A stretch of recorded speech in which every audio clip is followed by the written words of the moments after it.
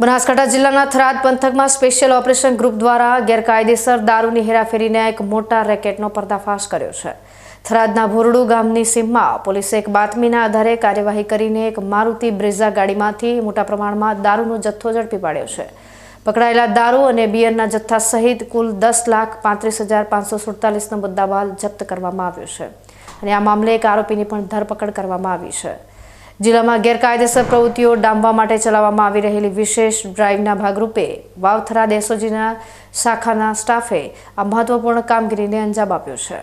Police staff વિસ્તારમાં patrolling કરી રહ્યો હતો તે દરમિયાન તેમને એક ચોક્કસ બાતમી મળી હતી। બાતમીના આધારે એસઓજી ટીમે ભોરડુ ગામથી વેદલા જતા રોડ ઉપર વોચ ગોઠવી હતી।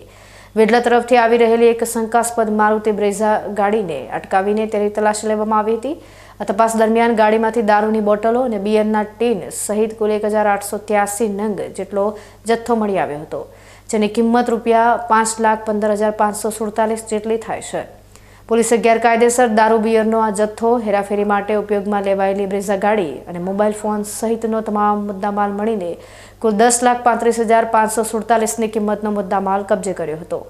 આ હેરાફેરી બદલ ધાનેરા તાલુકાના ભાંજણા ગામના કિરણભાઈ મફાભાઈ નામના આરોપીની ધરપકડ કરવામાં આવી છે। આ અંગે આરોપી વિરુદ્ધ પ્રોહિબિશન એક્ટ મુજબ થરાદ પોલીસ સ્ટેશન ખાતે કાયદેસરની કાર્યવાહી કરીને આગળની તપાસ હાથ ધરવામાં આવી છે।